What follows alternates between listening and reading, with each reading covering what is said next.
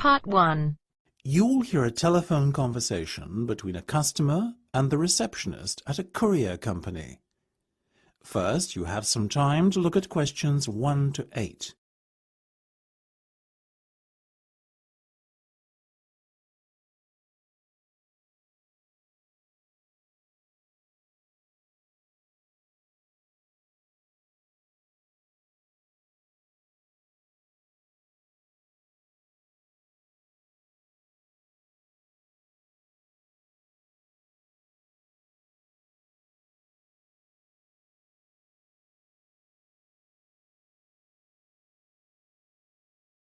Good afternoon, this is Rourke's Courier Service. Pat speaking. How can I help you? Hello, Pat. My name's Joanne, and I would like to courier a package, if I may. You may certainly, Joanne. What's your surname, please? It's Jefferson with one F. That's Jefferson. Thank you, Joanne. Now, could you tell me the address where the package will be collected from? Yes, it's my home address, so that's 22 Blue Lane Close, Old Malden, Surrey, KPT 530. Very good. I guess you also need the recipient's details. Quite right. Let's start with the name.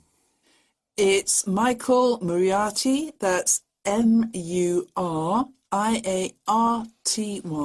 And the address, please? Michael lives on Birkdale Road at number 97. That's in Ashford, Kent. Excellent. And have you got Mike's postcode handy? Yeah, it's K29ZY8. I'll just repeat that. KT9SY8. Sorry, that's a Z, not an S. Got it? Got it. Do you have a daytime contact number for Michael? I certainly do. It's 011-876 99671. And when do you want your package delivered, Joanne? This Friday, the 22nd of May, if possible. No problem. Is there a particular time of day we should make the delivery at? Well, not really. Michael's self-employed, you see, and he works from home. I guess you can deliver at any time, though I think he'd prefer the evening, as he tends to be very busy during the day. Evening delivery. Now, one last thing. Can you tell me what the package will contain? There's a silver photo frame and a man's watch. Together they're worth about £200. Super. And are you sending the package because birthday or something, is it? Actually, it's a gift for his wedding anniversary.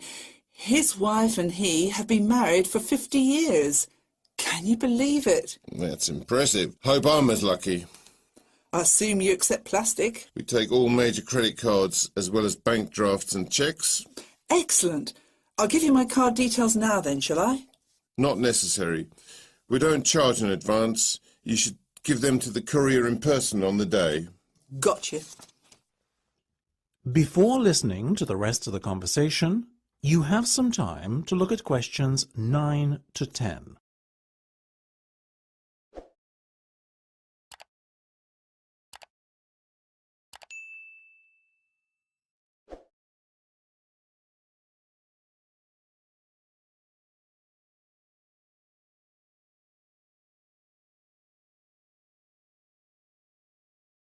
Now, delivery will cost you £50, but I can recommend something.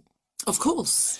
If I were you, I'd take out our goods in transit insurance as your package is quite valuable. Isn't that included in the price then? No, you're only covered for theft, but not for accidental loss. Surely you're responsible if the product gets mislaid. Not since the recent change in legislation. Customers are now required to take out an additional insurance to cover this risk. That's ridiculous. So I pay £50 and have to cough up more money if I want to make sure my package doesn't get misplaced? What am I paying you for? I'm sorry, Joanne. I wish I could change the situation, but I can't.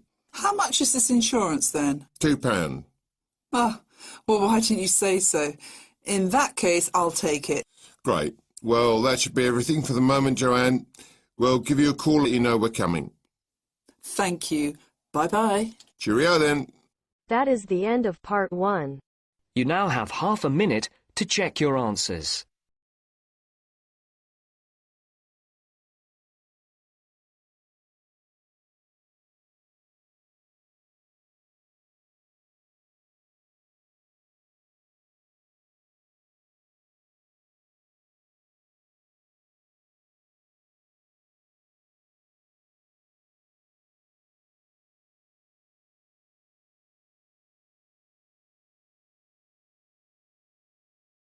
Now turns to part 2. Part 2. You will hear a man talking about 28-day tours that his company organizes for students. Before you listen, you have 30 seconds to read questions 11 to 15.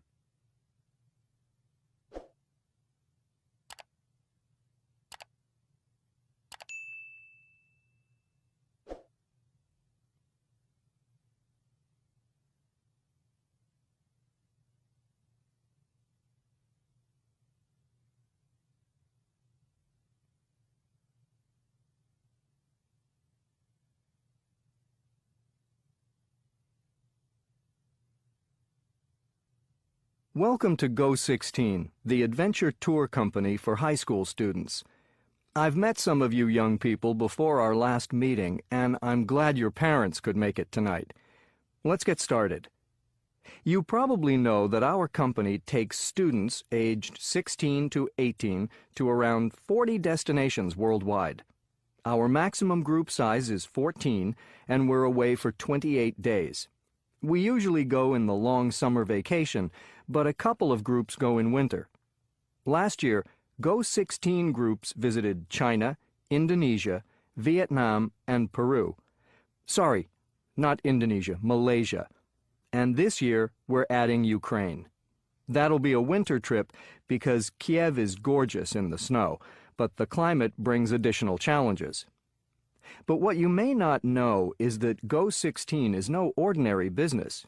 We're as concerned about social responsibility as traveling. Of course, we go to beaches and restaurants like ordinary tourists, but every Go16 tour must include 3 things.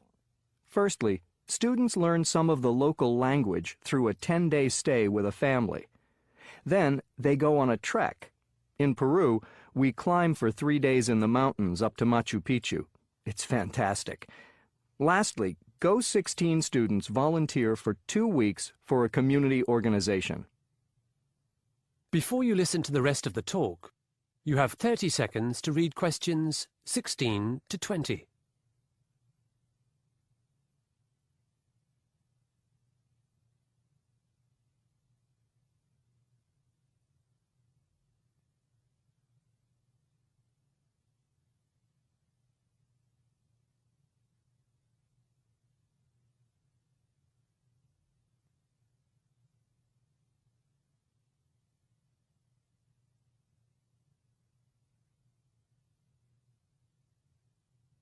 While I'm on this topic of volunteering, our Go16 group in China in 2009 took part in an environmental project to prevent the desert spreading.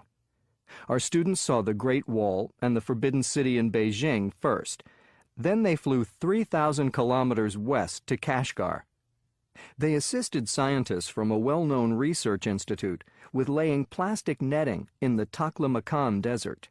Over time, seeds are caught in this netting, and eventually plants grow to create a barrier against sand. In 2012, another Go16 group went to see the progress, and they were amazed. Grasses, bushes, and even trees had grown that stopped the desert spreading. I can hear your mothers thinking, laying plastic netting in the Chinese desert? That doesn't sound safe or educational. Why would my child be doing that? As to the safety, Go16 has very good insurance. All our staff is bilingual and familiar with local conditions. Furthermore, we follow New York State health and safety regulations in every country we're in. Concerning the educational value of the Desert Project, I think all of those Go16 students got straight A's in biology and geography back home. Perhaps you're wondering, what does all this cost? Go16 has 2 packages which you can read about in the brochure I'll pass round.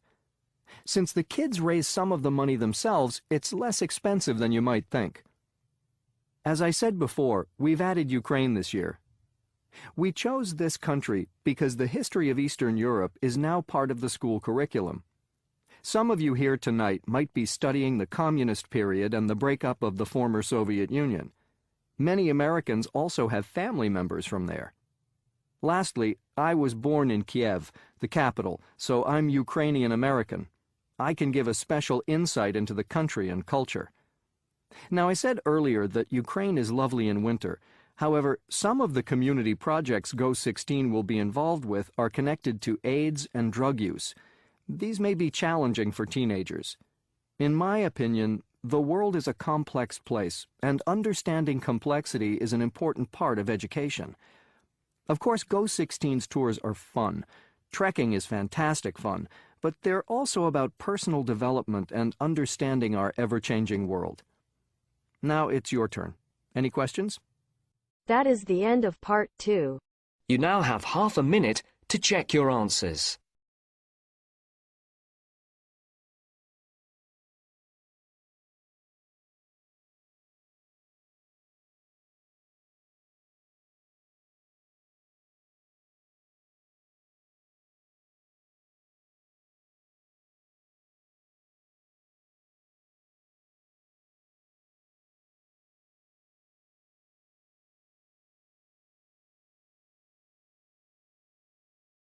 Now turns to part 3. Part 3. You hear a discussion between a couple and a real estate agent. First, you have some time to look at questions 21 to 25.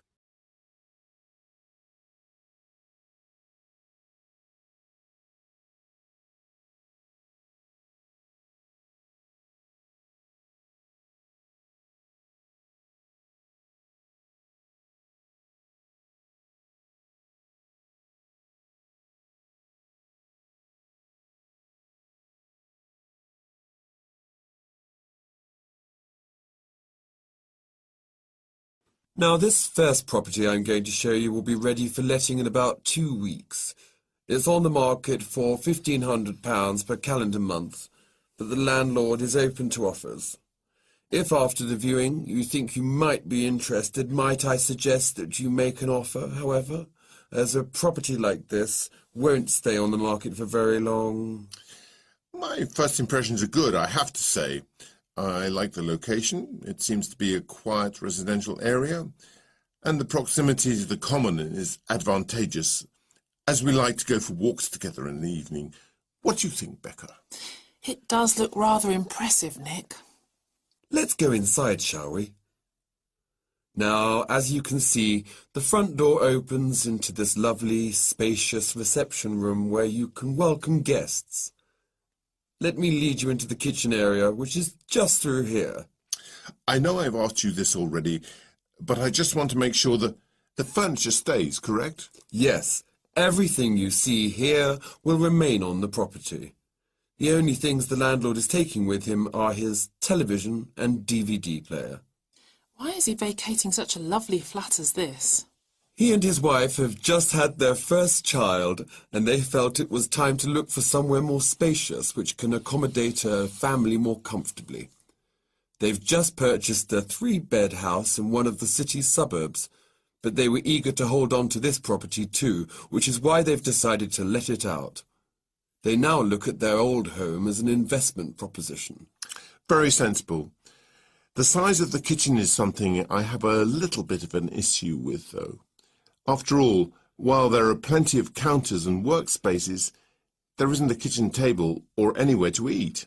True, but come through here and you'll find a very generous dining area. Wow, this is roomy. We could definitely entertain here, Nick. Do you mind if we view the bedroom and bathroom next? Of course. This way. Here's the master bedroom. There's a small room off to the side there that could arguably be used as a second bedroom, but I think the lack of space makes it better suited to acting as an office. Your ensuite bathroom is through here. It looks very modern. Has it been recently decorated? Better than that. In fact, the bathroom is completely new. It was only fitted last week. The house has also been given a professional clean, and all of the rooms were redecorated after the landlord moved out. Before you hear the rest of the discussion, you have some time to look at questions 26 to 30.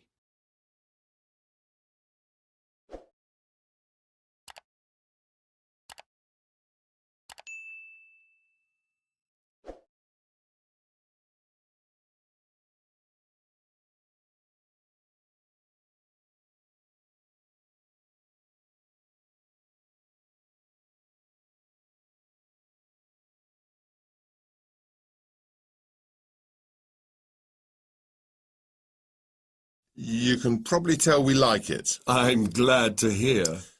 But now let's get down to business. It's on the market at 1,500, you said, right? Right. Well, realistically, what do you think the landlord would be willing to accept? I would say offers over 1,400. Well, I'm not prepared to offer that. I'll make an initial offer of 1,200, and if that is rejected, I may consider upping my offer by £100, but that's as high as I'll go. As you wish. You are happy with an initial contract of 12 months, I presume? Yes, assuming there's a break clause after 6. That's no problem. The standard contract allows you to give 2 months' notice that you will vacate the flat from the 4th month onwards, effectively. You can vacate any time after the 6th month, provided you give the proper notice in advance. All sounds good. So, what happens next? I will put your offer to the landlord, and if he accepts it, you'll be asked to put down a holding deposit of £500 to take the property off the market. Then, assuming your reference and credit checks come back okay, we can sign the letting agreement and get you moved in. Before you sign the contract, though, on top of the £500 holding deposit, you will have to put down a further 4 weeks' rent in payment of the full bond deposit, as well as fronting up your first month's rent in advance. What about your fees? We charge £120 per person to cover our administrative costs and reference checking. So times that by 2, and that's what you'll have to pay me. Okay, well, thank you. We'll need a couple of hours to think it over, but we'll give you a call as soon as we decide one way or the other. That is the end of part 3. You now have half a minute to check your answers.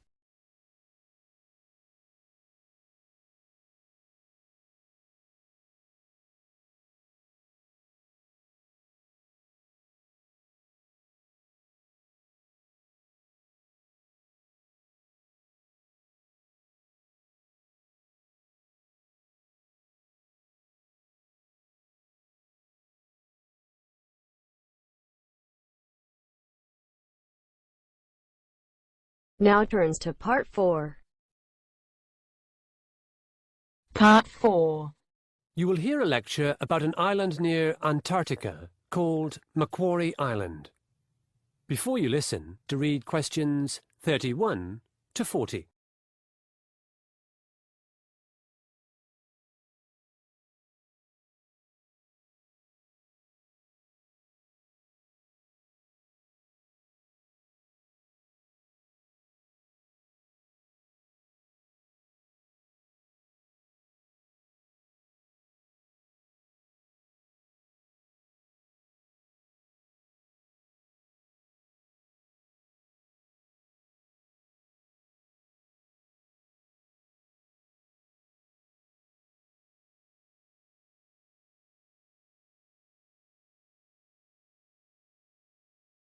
Good morning. Today's lecture is on Macquarie Island. We'll be using this island for our next assignment, in which I'd like you to write a practice proposal for a research grant there. Macquarie Island is halfway between the Australian mainland and Antarctica. To be precise, it's 1,500 kilometres south-southeast of Tasmania. It's quite a small island, only 128 square kilometres, but its geological value is immense. In 1997, it was made a UNESCO World Heritage Site for this reason. Macquarie Island is the only place on Earth where rocks from the mantle are exposed above sea level. Macquarie Ridge, which the island is part of, is right between 2 tectonic plates, the Indo-Australian and the Pacific. As you may imagine, earthquakes are common. One in 2004 registered 8.1 on the Richter scale. Luckily, there was no loss of human life. Discovered by Frederick Hasselburgh in 1810, Macquarie Island was named after the Governor of New South Wales, a British colony which is now an Australian state. Hasselburgh was looking for seals to kill. In those days, seal skin and blubber, or fat, were in great demand. They were used around the world for clothing and heating. It was Hasselborough's lucky day when he found Macquarie Island, since there were possibly 1 million animals there. Hasselborough and his men slaughtered as many seals as possible, boiled down their blubber and shipped it back to Australia. This industry continued for over a century. Both the seals and penguins were very nearly made extinct. After sealing ended, Macquarie Island became a nature reserve and a giant science lab. At present, there are no permanent inhabitants, and only 40 people, nearly all scientists, stay there temporarily. There's been an Antarctic base there since 1948. I think it's now called the Australian Antarctic Division. But back to some unfortunate events. In 1810, by accident, Hasselborough carried rats on his ships. Deliberately, he brought rabbits to feed his workers. Later, cats were introduced to kill the rats, but the cats bred like rabbits. By the 1950s, there were huge rat, cat, and rabbit populations. It is believed the cats killed 60,000 seabirds each year. From 1985 to 2000, more than 2,500 cats were destroyed by park staff. Rabbits don't eat birds, but they do cause erosion. Landslides, caused by rabbits, have reduced the area where birds make their nests. In 2007, a 7-year plan to rid the island of rabbits was put into action. So, what areas might your research proposals cover?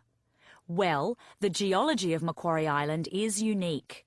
Seismology is another possibility. There are also meteorological and magnetic stations for weather reporting. There's been a long-term study on rising temperatures collected by these stations, which has been fundamental in our understanding of global warming. Animal life is abundant. More than 80,000 elephant seals call this place home. There are flocks of rare birds, including 6 penguin and 4 albatross species. In fact, it's estimated that 3.5 million seabirds breed on Macquarie Island each year. Studying animal populations might be worthwhile. But the big money these days is in pest control. 24 million Australian dollars, to be precise, are going towards this, so you'd have to be crazy not to get in on the act.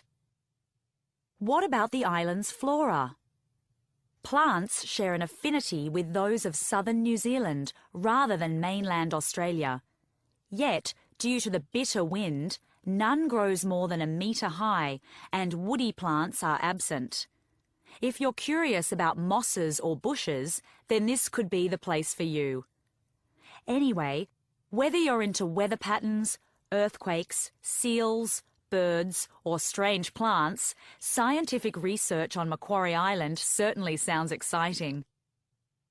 Research one specific area this week, and in tutorials next week, we'll look at how to write up a research proposal and what its budget might be. That is the end of part 4. You now have half a minute to check your answers.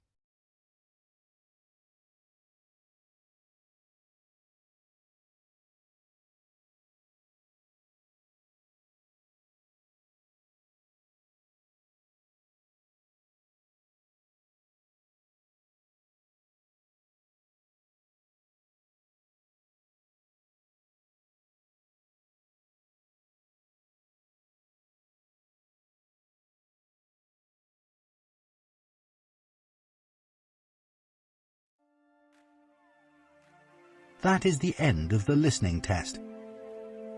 In the IELTS test, you would now have 10 minutes to transfer your answers to the